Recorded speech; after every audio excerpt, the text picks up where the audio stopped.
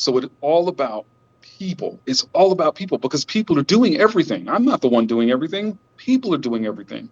So my job is to make sure that I give them everything I can possibly give them to put them in the best possible position to be successful every single day.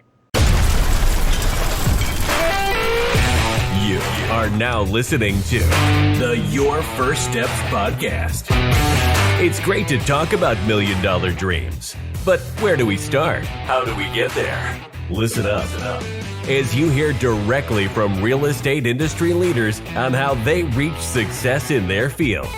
And most importantly, what were their first steps? Let's get this party started.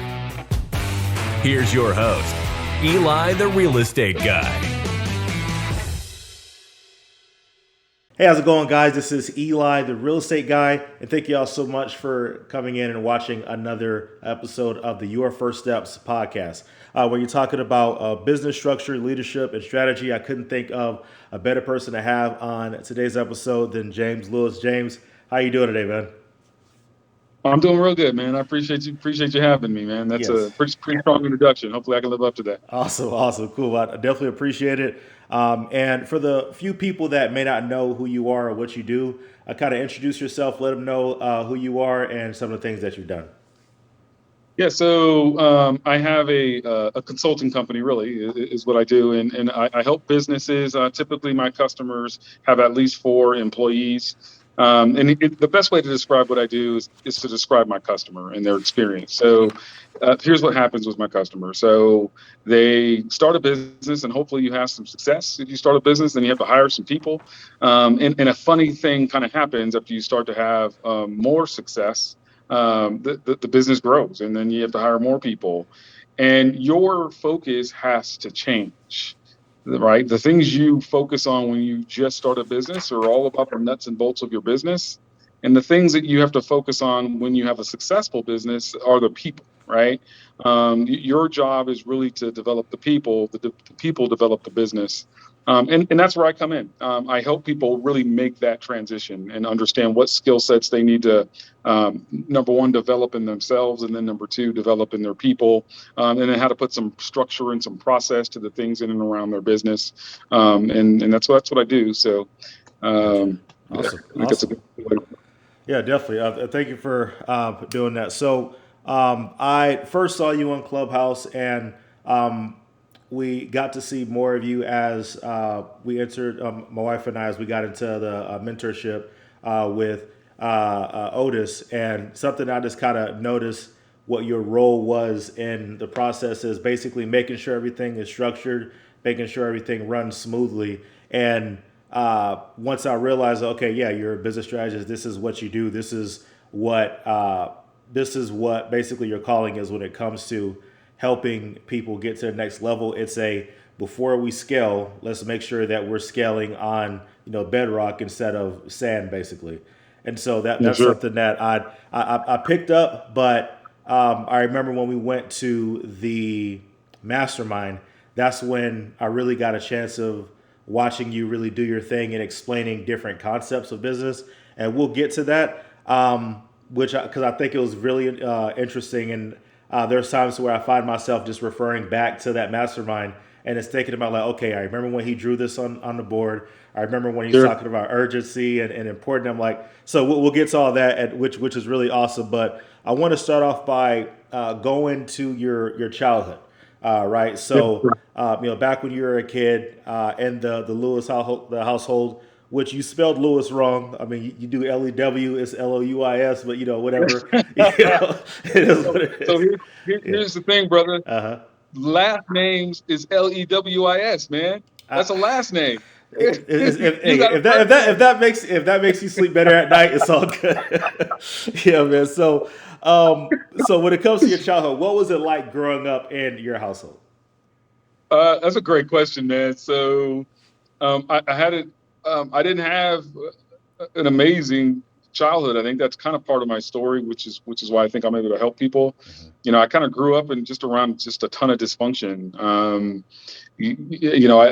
I had really awesome people who had good hearts, right, but didn't have a lot of tools.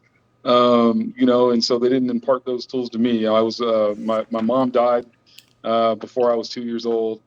My dad was addicted to everything under that you could be addicted to, and so I was raised by my grandparents who had already raised 9 kids, and then they had me and my cousin. So we were 10 and 11, and they were old, Yeah. and so I didn't have a ton of direction when I was younger. I was really close with. I will say this. I have a really close bond with my cousins. My cousins are like, for most people, my cousins are like my brothers and sisters.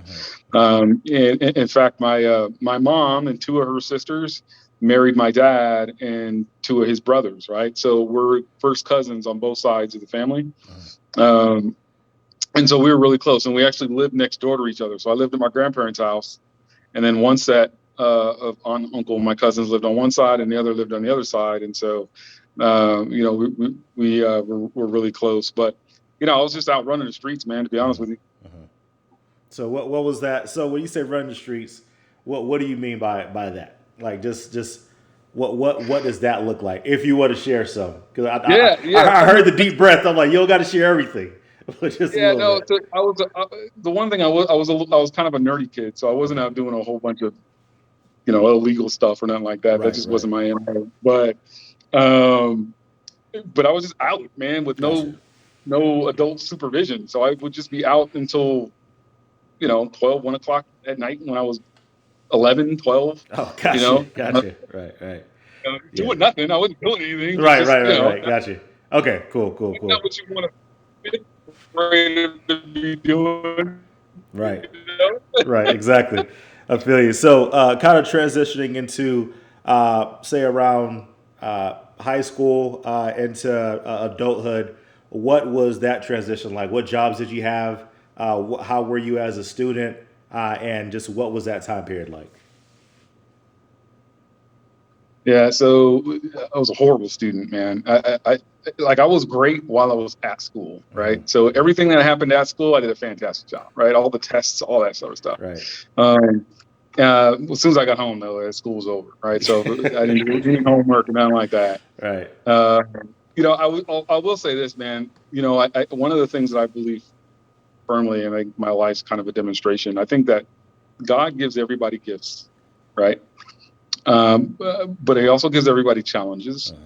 And I think one of the things that you can find some success if you learn how to leverage your gifts and work around your challenges, right? And find other people who can support your challenges. And I think one of the gifts that God gave me, I was always a bright person, right? I was just smart. And so that's just lucky. Gotcha. And so, I tell people this part of my story often because I hope to inspire people. Like, I dropped out of high school when I was 16, bro. Right. Like I told you, I had no direction, right? So I dropped out of high school. I got a couple jobs. My first job was is working at a pizza place. Right. My second job was also working at a pizza place. Gotcha. So you're a big pizza fan? Is that what it is? Pizza every single day. Nice. So that's just kind of how I started my work career. And the one thing my grandfather really did teach me is how to work hard. And so I worked my way up at every job I had since I was a kid. And that's how I learned everything that I know. Gotcha.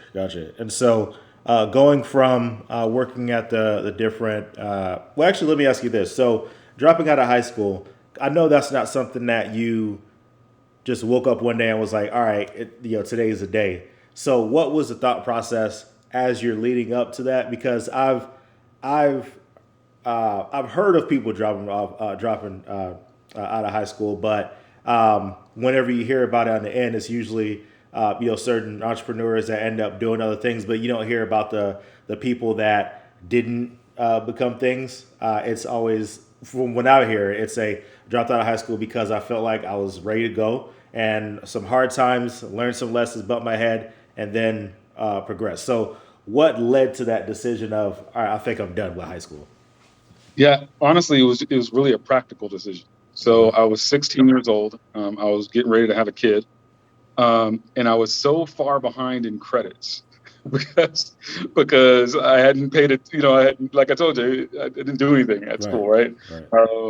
if you don't do your homework, you get Fs. Yeah, you don't get exactly. you don't get credit for the classes, right? Right, So right. like, hey, you're really smart, so I'm going to give you an A. I Right. actually did have a teacher do that once. He's like, But you should fail this class, but I can't fail you, and I'm gonna give you a B. I swear to God, that happened oh to me once. wow, But nice. uh, anyway, I was so far behind. I was like, okay, I was going into my senior year, but I had like sophomore credits. Gotcha, So gotcha. I I'm feel like, I'm you. not gonna stay here for 2 more years, and I got a kid coming, so I'm just Right. gonna go get a job. That that does make sense. I feel you. I feel you on that. All right, cool. So you went from the initial jobs that you had. You have so you now have a kid, and I'm assuming everything was peachy at that point, or was it a oh here we go, it's gonna get tough? Like what was that road like? Because now you're a kid with a kid. So what was that period of your life like? Yeah, to be honest, man, it really wasn't that bad, bro. Like, to be Mm, honest with you, that's pretty funny. That part of my life I look back on fondly. So I told you I worked hard. So I right, always had 3 or 4 jobs. Always. I always had, so I always had a good out for my age. I always right. had good money, Mm-hmm, right? mm-hmm. Because I had 3 or 4 jobs, Gotcha. full-time jobs, right? Like I would go get Jeez. 2 full-time jobs and then work two and then try to find 2 part-time jobs. Like what else was I doing? I wasn't doing anything, right? So I was Gotcha. like, I might as well be working and making money. Right, right. So I always had a little bit of money when I got older, which was great because when I was younger, I was always broke. Hmm. You know, um, yeah, man, that's kind of it. Like that's That's all I could awesome. say. I think That's awesome. that it was pretty good. I had fun. So and that's a lesson in that to where whenever you did drop out, it wasn't you basically twiddling your thumbs to say, "Oh no, I have to get out here and get Yeah. it." And so, In fact, one of the things I often tell people about that I think is a really good lesson mhm, is I understood education was important, but I also understood I wasn't going to get it a traditional way. So I started finding alternative ways to get education. So I would learn as much as I could at work.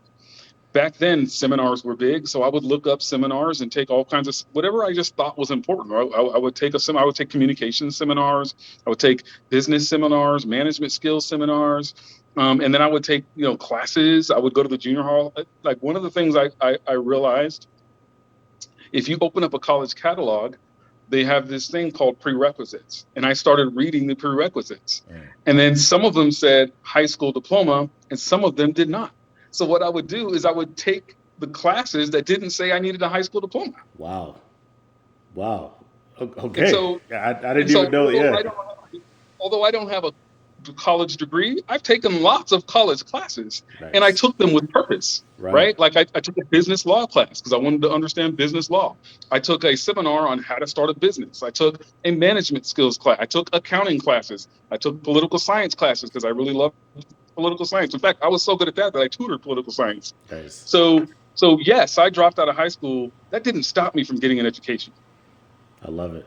I love it. That's huge, and that's something that, like I was saying, it just kind of goes to show, regardless of what circumstance you're in, you went with purpose and understanding. Like, okay, knowledge and information and education is important, but I don't have to do it through this particular way. So, and where I'm going with this is when it comes to education, of course, everybody understands education is important, but the way that you did it was you were very intentional with going to seminars and paying for your education. And personally, I wasn't someone who was comfortable paying for my education until maybe about like 4 years ago, to where it's like, okay, I'm stuck. I can't get out of this spot. Maybe let me pay somebody because I've looked at enough YouTube videos. I feel like I see what I could see for free. Now let me pay for this. And as soon as I start paying for my education, then all of a sudden it's like, oh, whoa, I went past this barrier. And so Yeah. where did that come from? That moment of, oh, if I want to learn, I have to invest in my education. Where'd that come from? Yeah, so some of it I just understood. I mean, I understood because of everything my teachers had ever told me and people in my family that education was important. Hmm. And so I was like, okay, I got to find a way to get educated. So let me figure out how I can do that, Right, right? right. And so part of it was that. But I will say, that understanding grew in my professional career in this way. As I grew in my career, I became responsible for others' learning. And so, as a professional, when you're responsible for others' learning, I then have to learn how to teach adults. And there's some things specific about teaching adults that's different than teaching to children. And one of the things they teach you about adult learners is they teach you you have to have what's called a WIFM, right? What's in it for me? WIFM. Really important. Adult learners really need this. And this is why what you're talking about with the pain comes into play. So with adult learners, if they don't make a connection as to why this is important for them, how this is going to help them in their lives, they won't do it. Gotcha. They won't pay attention to it. So you've always got to communicate that with them. One of the things that happens when you, as an adult, find something so important that you're willing to pay for it is that you understand the WIFM. It's already instilled in you. You know what you're going to get out of it, and you're so invested in it that you paid your own money for it. That's why it's more effective. Man. Okay. So, all right, this is part of what I'm talking about. You went to the mastermind, you start breaking down things, I get excited, and I'm like, whoa, this is part of the good stuff right here. Because I never really thought about the difference, and of course you somewhat think about it, but the difference between teaching a child versus an adult. To me, I feel like there are times to where I would basically teach it, and I'll try to, in so many words, dumb it down to where it's like I made it simple for you to understand, but now with what you're saying, it's better to not only make it simple, but also allow the people to understand this is why you should learn it. So now it's not just a homework assignment. It's oh no, I'm reading this with a purpose. So that's huge. In fact, you should start with that, right? If you're in the position of teaching adults, you should always start with the WIFM. Hey guys, here's why we're learning this today. Here's the impact it's going to make on you. And to make it even more effective, it's better if it doesn't come from you. If you can get the people you're trying to teach to verbalize how it's going to help them, and then you ask them to think of examples. So now they're visualizing how it's going to help them. Boom. Now you got to whip them, and now you can teach them what you want to teach them. I love it, man. That's huge. So as you worked in your career, you went into different points of leadership. So what are some leadership positions that you had as an adult? What was your entry point, and what was your leadership positions in those jobs? Yeah, so every position I've had has been a leadership position since I was 19. So I'm 46 now. So you can do the math on however long that was. So I think it's 27 years. 20, yeah. So, but I'll tell you about my first, and then I'll tell you about my last. Mm-hmm. So the first was I got hired as a temp, and that's I call this my first real job. My first real job. I was working for this company called Pana Pacific. And it was the largest distributor of wireless products in the country. Okay. And so back then, if you're old enough to remember Motorola flip phones, yes. Okay, I know they just came back, but the very first Motorola flip phone, this was the company that all of the stores bought them from. So if you were old enough to have bought a Motorola flip phone, I may have touched it because it came from the place I worked at. Nice. Okay. So we had an admin staff and we had a warehouse staff. So the admin staff did all the admin tasks, and the warehouse staff literally processed the phones. We put them in boxes, packaged them, and sent them out. Right. So eventually, I got promoted to lead both of those teams. I don't know why he promoted me. I was 19. I didn't know what the heck I was doing. But he really invested me. That boss, his name was Colin Morlatt, and I'm forever grateful to him. He gave me a book. It was called 7 Habits of Highly Effective People. I've read that book probably 10, 15 managers who's ever worked for me. And it was very powerful. What's invested in me? He taught me how to understand the P&L. Right, and how to leverage expenses. He taught me about leadership. He taught me all sorts of things about how to think about business. And the things that he taught me, I have used in every single job since. Awesome. Um, Awesome. I love it. so I'll just touch on actually, no, I won't touch on the last. I'll touch on the most complicated job I had. The Okay. most complicated job, believe it or not, and I like to highlight this because again, I want to inspire people, was working at Home Depot. Believe it or not, Mm. people do not understand what an amazing career they can have in retail and how much a career in retail can help them grow. Of all the jobs I've had, the most complicated and the most fun was working at Home Depot.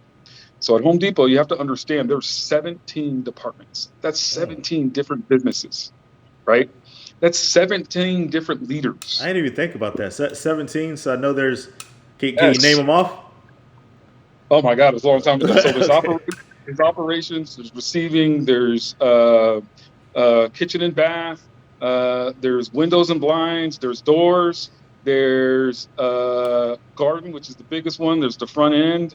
There's asset protection, human resources, flooring, building and lumber. I'm missing a I couple. guess paint is paint like a. Electrical.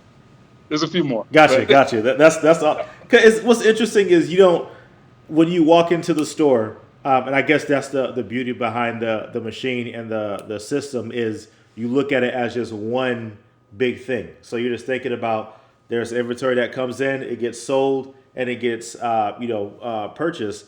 But at the end of the day, by you saying that there's 17, it's like wait, hold on. So the key to having a successful system is making it so seamless to where it's just one flow of just service. So yeah, yeah. explain.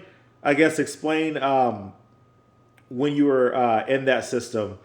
What are some of the things that you learned to make the process just flow? Well, why don't I just start with the most important thing I learned? Yeah. So the most important thing I learned is that it is all about your people. It is all about your people. It's the most important thing. And here's the way to think about it. And it leads back to what I started with. My job as the general manager, right, of almost 300 people, okay, is my first job is to develop the leaders because there's 40 leadership positions. My job is to make them the best leaders they could possibly be. Why is that important? Because their job is to lead everybody else in the store. And then everybody else's job is to make sure the customer's experience is the best experience possible and that the company is profitable. So it's all about people. It's all about people because people are doing everything. I'm not the one doing everything. People are doing everything. So my job is to make sure that I give them everything I can possibly give them to put them in the best possible position to be successful every single day. Gotcha, gotcha. I love it. I love it. And so, what are some of those things that you did to help put them in the right position? So I know I'm sure there's meetings that you all had, but are there like any secret sauce things that you did that Yeah, you felt sure are. that? Yeah, go ahead. Yeah, there absolutely is. One is, and some of them aren't obvious. Okay, some of them are obvious, some of them aren't. But one that's not obvious to people is be transparent. Lots of magical things happen when you be transparent. And I'll give you some examples of what I mean by transparent. If you have a business and you have people working for you, show them the results of the business. Don't hide it. Let them be invested in the success or failure of the business. If you're transparent with business outcomes, the people working in your business will be more invested because they've got some skin in the game and they understand what's going on. It's a way to empower people as well, right? Which leads me to another thing. Make sure you empower people.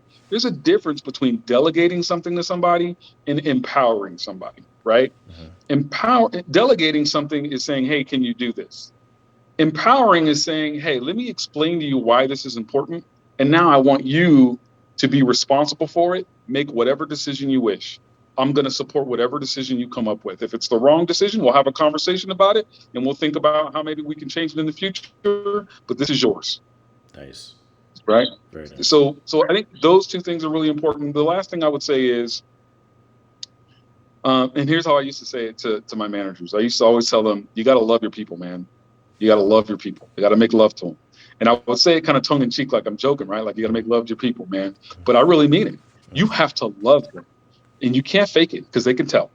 right? You Gotcha. have to genuinely be invested in who they are as people and their families. And if you care about people, then they'll make all sorts of excuses for your lackings because everybody has things that are lacking, right? Uh-huh. And if they don't feel like you're invested, then when those things that you're lacking show up, everybody gets upset and they're less invested in the job now, right? Right. But if they know you really care about them and you're invested in them, then when those things show up about you, they'll be easy on you and they'll just kind of tell you, hey man, you probably shouldn't do that. Right. Gotcha. Right. Right. Absolutely. I love it. I love it. So, how long did you work at Home Depot? Almost 10 years. 10 years. And so, with you going through that organization and learning a lot of the information and learning more about leadership, what eventually caused you to want to just go full entrepreneurship and move on to the next level in life? Yeah, so I've always loved business. The thing that I liked about working for Home Depot, and after that I worked for CarMax, by the way. But what I liked about working for Home Depot was such a complicated business that everything I could get out of having my own business, I got out of working there. The reason I left there, though, is I was working 80 hours a week, and work-life balance is important to me at this stage of my life, and I didn't want to do that anymore. Ultimately, work-life balance at this stage of my life, I'm divorced. I probably wouldn't be divorced if I didn't work 80 hours a week. But at this stage of my life, I want work-life balance, and that's the biggest thing that leads me and led me to start my own business. Gotcha, gotcha. And so, when you started your own business, what did you see in the market that people really needed, and what caused you to say, "Hey, you know what? I can provide this for people."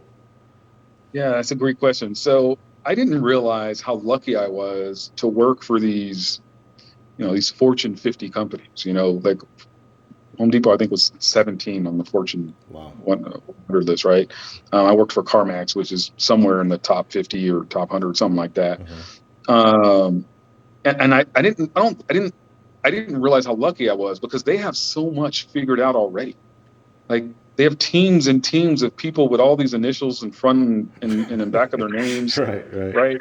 And they have so much stuff that I just learned by working there, right? Because I was lucky.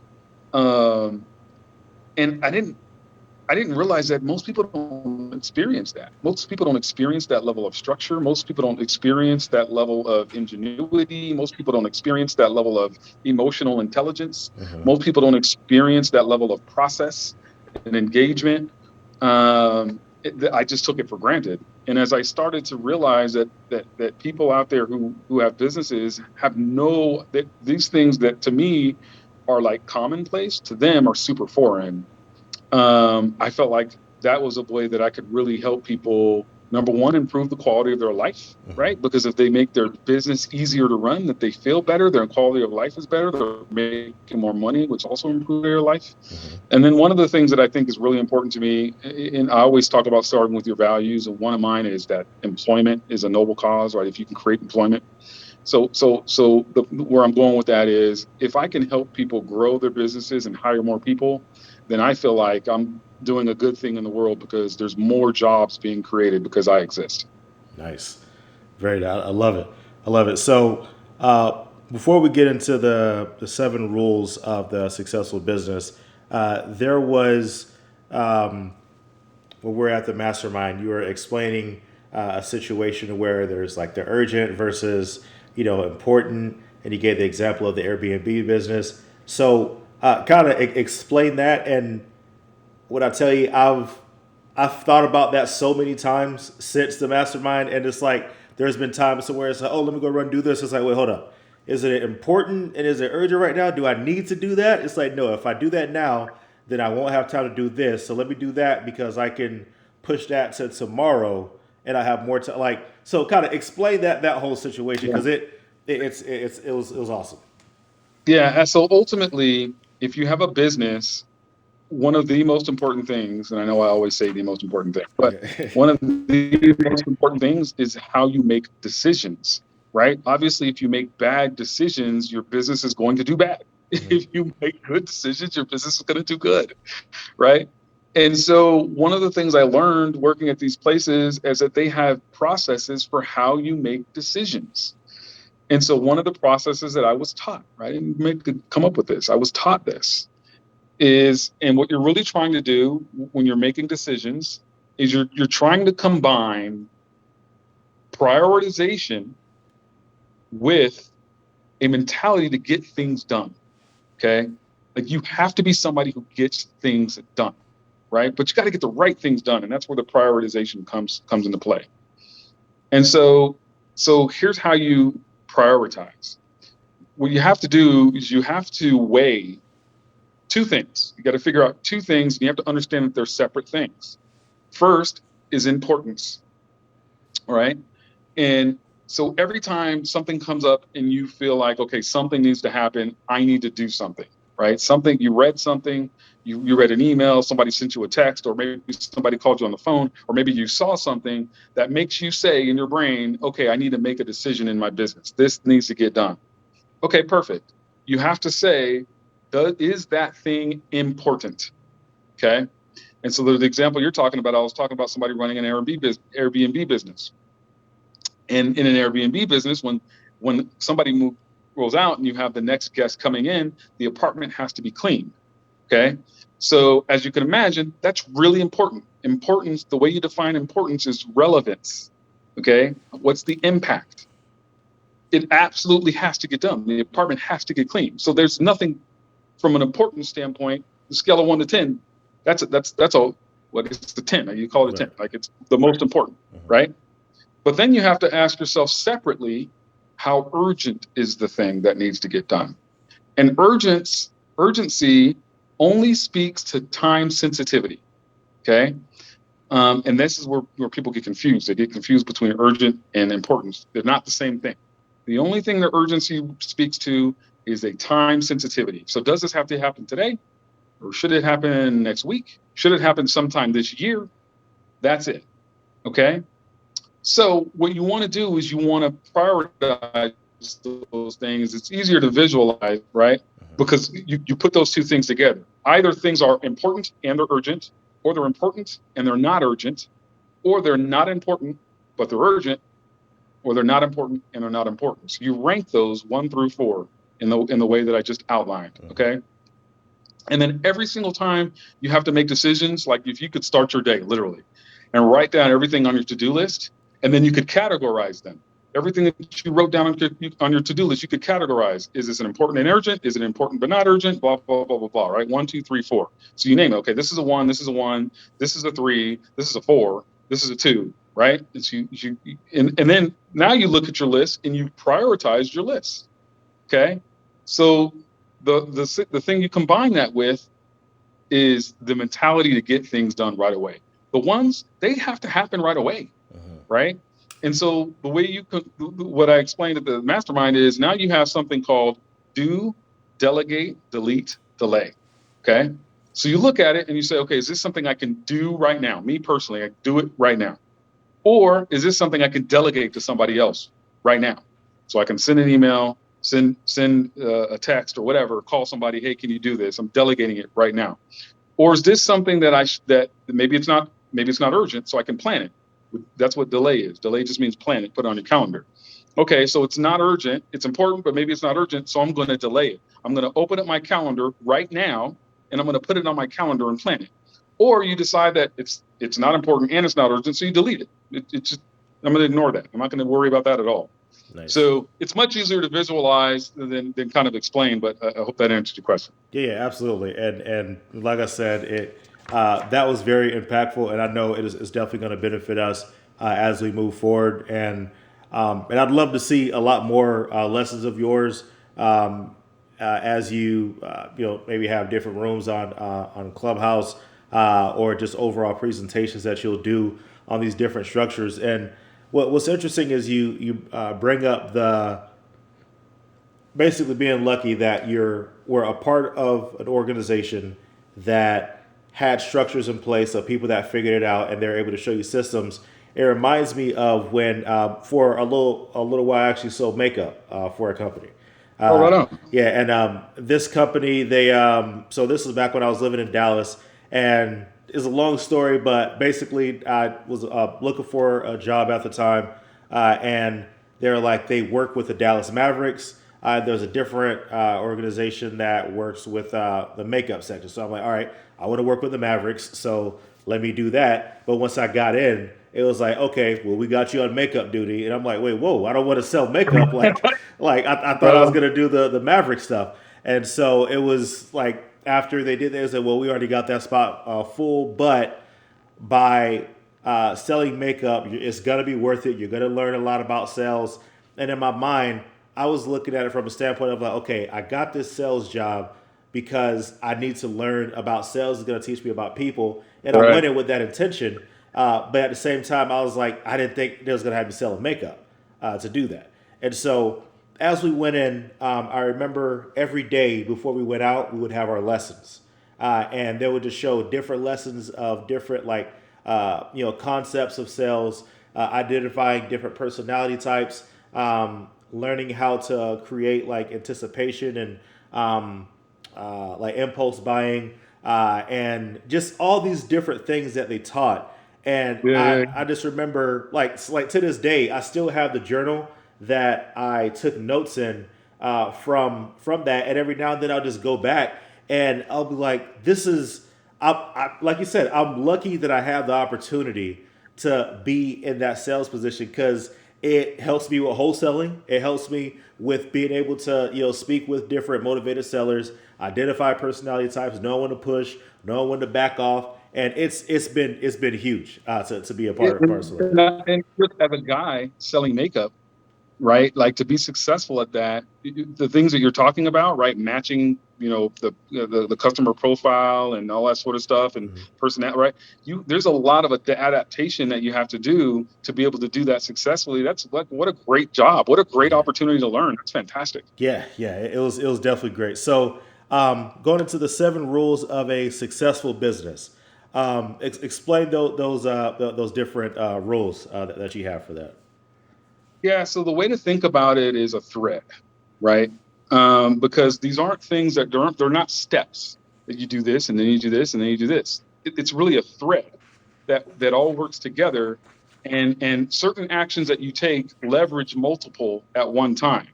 But if you can really live and breathe these and have these installed in everything that you do in part of your business, you're guaranteed to have success. And where I got these is just making observations from the most successful companies in the world. Some of them I was lucky to work for. They all have these in place, right? And so the first one is starting with your values. If you look at literally the most successful companies in the world, if you look at the Fortune 100, you go to their websites, I promise you they have a page dedicated to their values. I promise, right? I don't even have to look. I just know. Right. All of the most successful in the companies in the world understand that. They teach it. They Mhm. understand, hey, we have to do things with our values. And there's some powerful things that happen when you do that.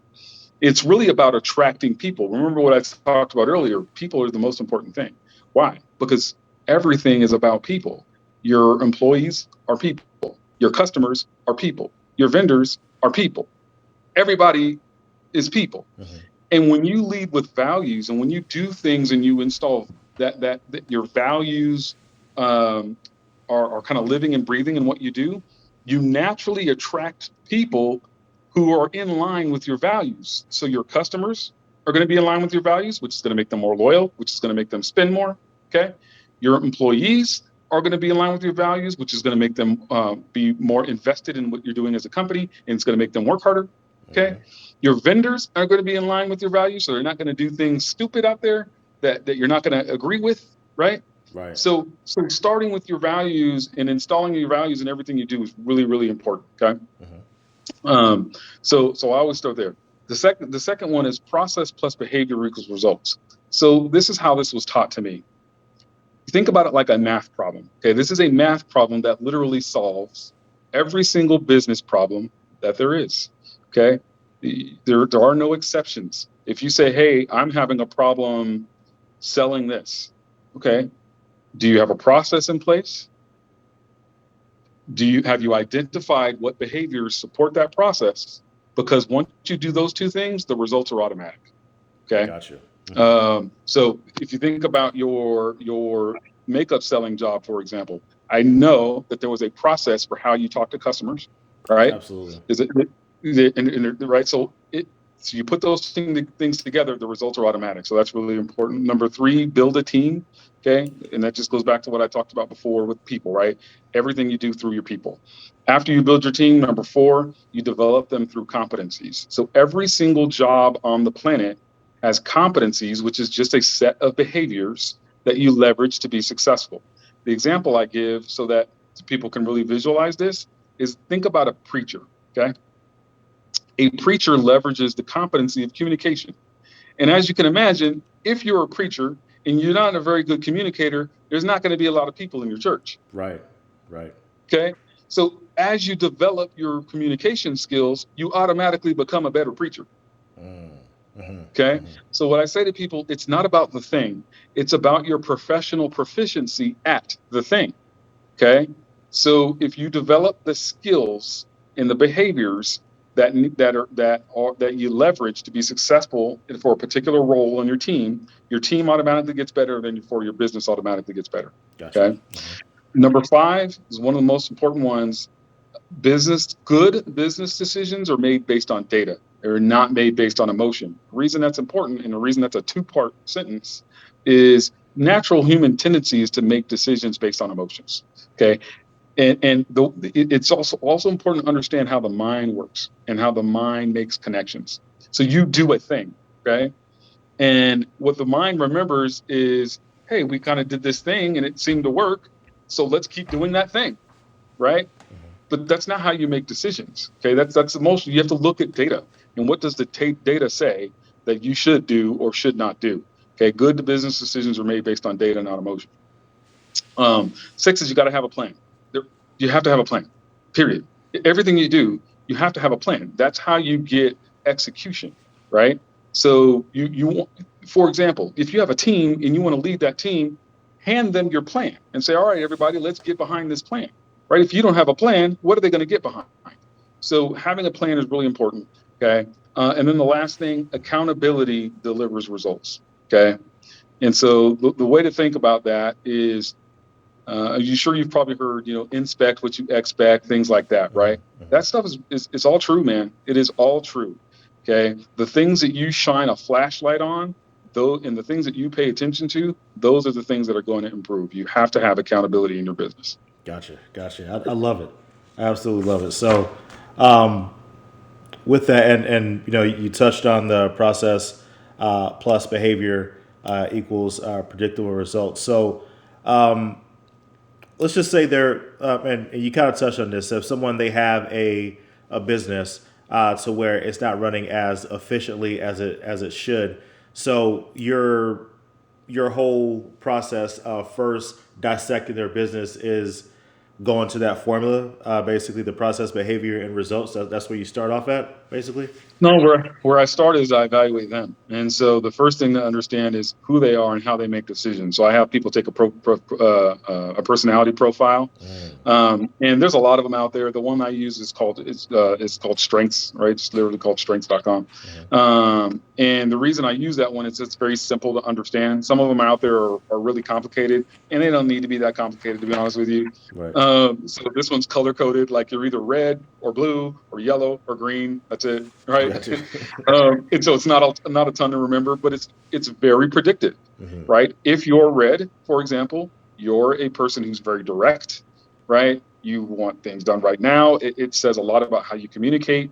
And so that's where I start, is understanding who the decision makers are and how they go about making decisions, because that's going to help them and help me teach them and grow them. Gotcha. Awesome. So, if someone wants to use your services and really get mentored by you and have their business dissected and grow, what's the best way to get in contact with you for that? Email me, james@letjameshelp.com. There you go. Simple enough. And I will make sure that that's at the bottom. So James@letjameshelp. Yep. And then my Instagram, if people want to add that, my Instagram is also letjameshelp. My website is also letjameshelp.com. There you go. Awesome. Love it. Simple enough. All right, cool. So, as I said at the beginning, we met each other on Clubhouse. And so Clubhouse has been, it's been a great app. It's been a great way for people to connect. And I've never seen nothing like it before, to where, and the best way I could describe it, I heard so many people say this, is you can't delegate Clubhouse. You can't have a virtual assistant post your voice notes. It's like you have to be on stage, and you have to actually be talking.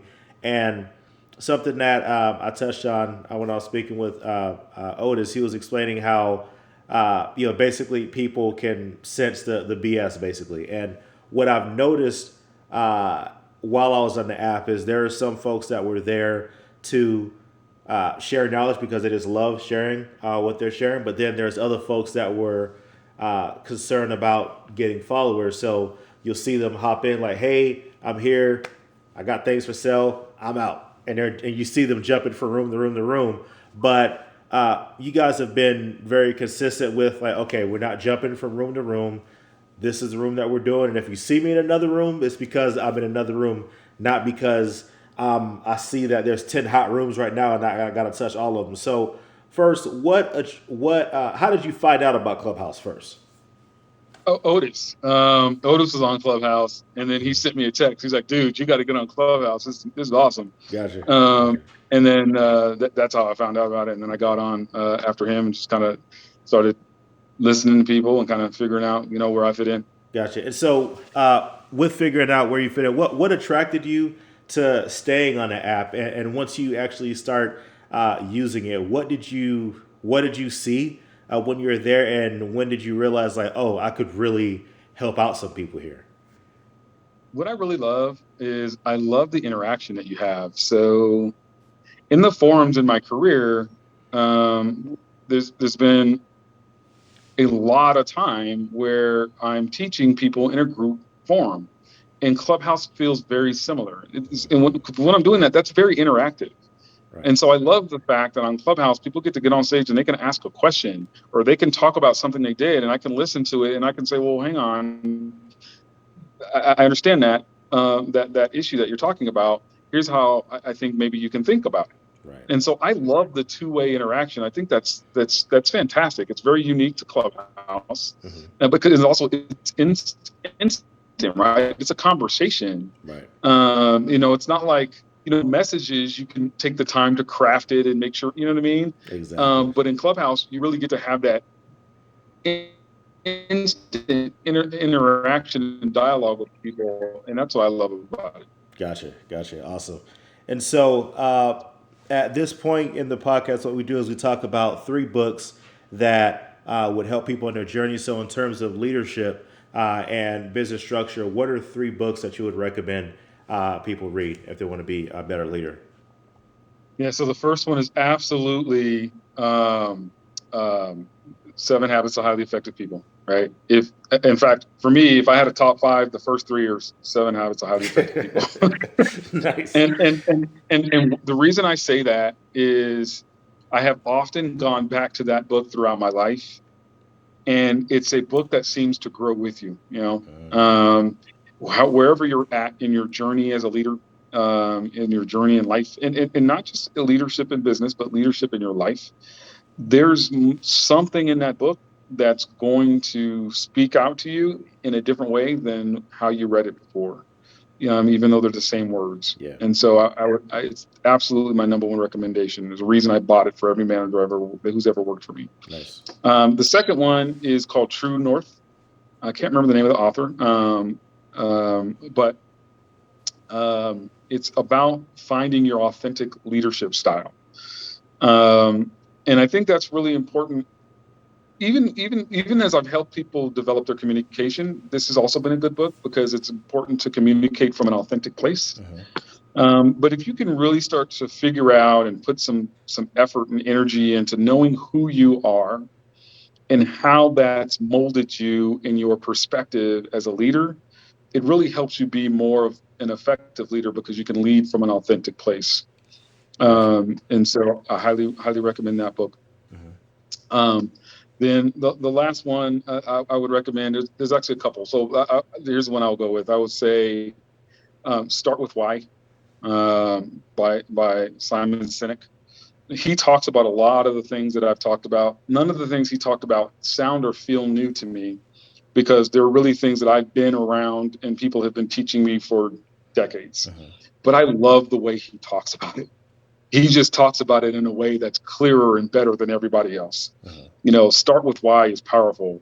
And so I would recommend that one as the third one. Gotcha. Awesome. And if somebody wants to be a better leader, so they've started a business, they've never been in leadership position before, or they've been in leadership and they need to improve. What are the first steps that you would say that someone should take in order to become a better leader?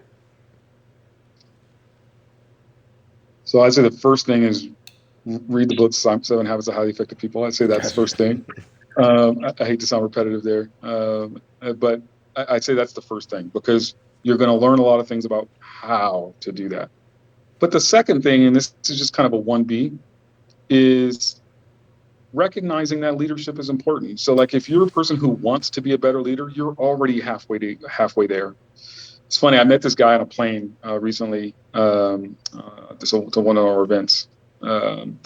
And he was sitting next to me on the plane. And I don't know how we got into this conversation, but he was talking to me about how he wanted to be a better leader and how these things that he's doing to try to become a better leader. I'm like, oh, great, let's have a conversation. I love it. But I said to him, I said, listen, man, the fact that you're so eager and hungry to be a better leader, you're halfway there, right? A lot of people are leaders and they don't even know they're leaders. Like they don't even recognize that that leadership is important. They just think people are supposed to. I had a manager once, I fired him actually for this. I had a manager once who said they should follow me because I'm their boss. I said, no one's going to follow you because you're their boss. And the fact that you think that's exactly why they don't like you, man. That's exactly why they're not going to follow you. Right. So my point is, so many people are actually in leadership roles, but they don't understand that they're leaders. Right. So if you're in that state of mind that you're like, I want to be a better leader, man, you're halfway there. My hat's off to you. Awesome. I love it. All right. So now this is what we talk about. So this is our lightning round. So where I'm just going to ask you some questions. It's a few questions and answer them to the best of your ability. All right. So they're not hard questions. One, as a kid, what did you want to be when you grew up? Oh yeah, I wanted to be a senator. Really? Okay. Explain that, because I've never heard somebody say they want to be a senator. I love law. I absolutely love law. The law, just like math, by the way, is a language, and it's a language to describe things in a perfect way, right? And it evolves, and it's just so fascinating. I think law is so fascinating. I always wanted to go to law school, and I wanted to be a senator. So yeah.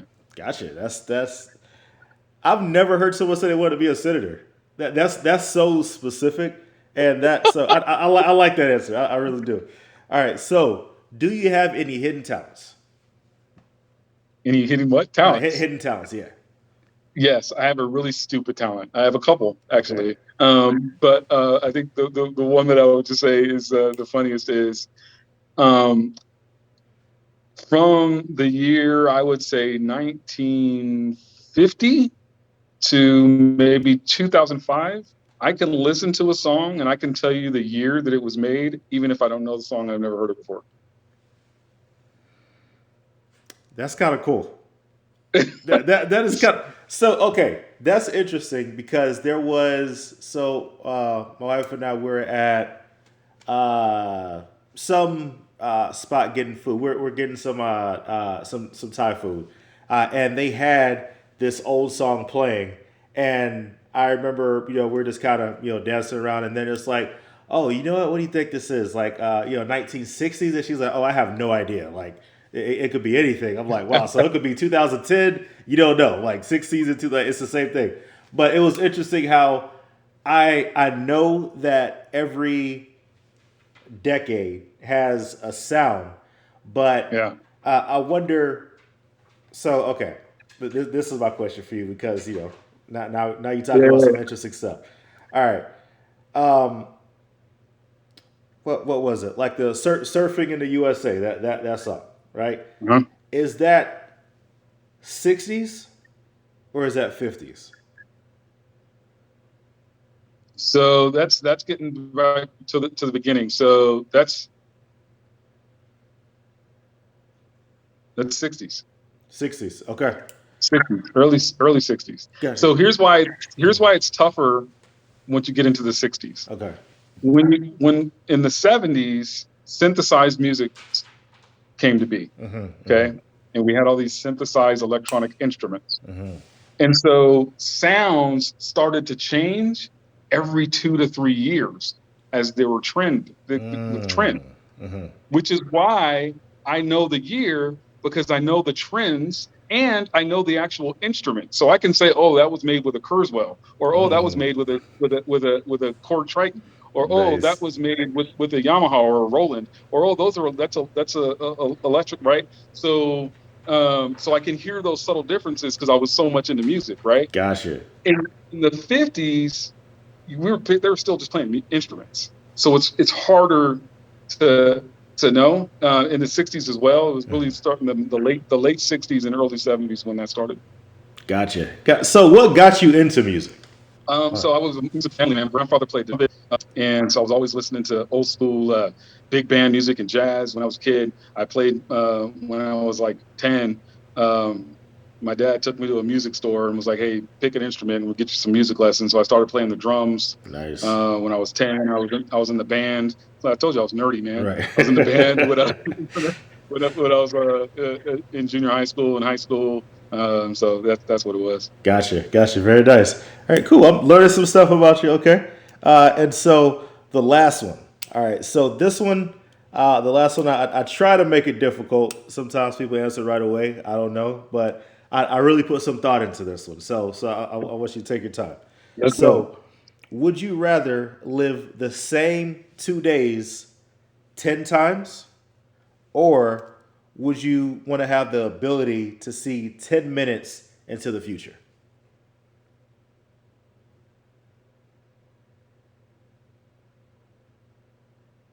Do I get to pick the days? What do you mean?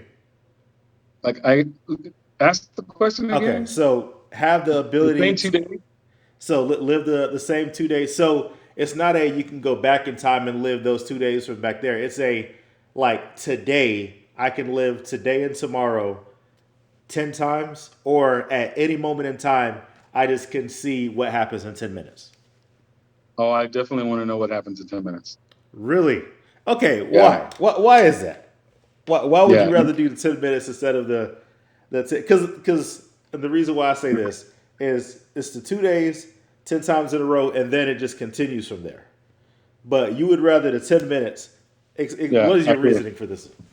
Yeah, absolutely. Because first of all, I have to live the same 2 days. Like that sounds boring to me. I don't want to do Right. that. Okay. Um, but if I can see far enough in the future, then I can make better decisions, right? And if you think about even just kind of what I do from a business standpoint, a lot of what I do is about being predictive. Right. And if you can predict correctly, you can make really good decisions. There you go. Perfect. Okay. And lastly, some words of wisdom for someone who wants to get into leadership. What would you say to someone that wants to be a better leader? I had a really good boss who drilled this into my head. It took him a long time, but I finally eventually got it. And he used to always say, "James, it's not about you. It's not about you. James, it's not about you. It's not about you. It's not about you." And so that's what I would tell. That's the words of wisdom I have. It's not about you. Awesome. Awesome. Hey, I definitely appreciate it. Thank you so much for coming on to this podcast. And you could hang off a little bit. We'll talk a little bit afterwards, but I really appreciate you. And I look forward to seeing some more of the masterminds and seeing some more of your presentations. And hopefully soon, my wife and I are going to use your services, have you dissect the business and, really get into what we can do to be more effective. But thank you so much for coming on. Awesome, man. It's been a pleasure, brother. All right. I'm Awesome. proud of you, by the way, man. I love the things you're doing, man. I'm very proud of you. Awesome. Thank you. Appreciate it. thank you for listening to the Your First Steps podcast. Let us know what you thought about this episode by leaving a review. And don't forget to subscribe.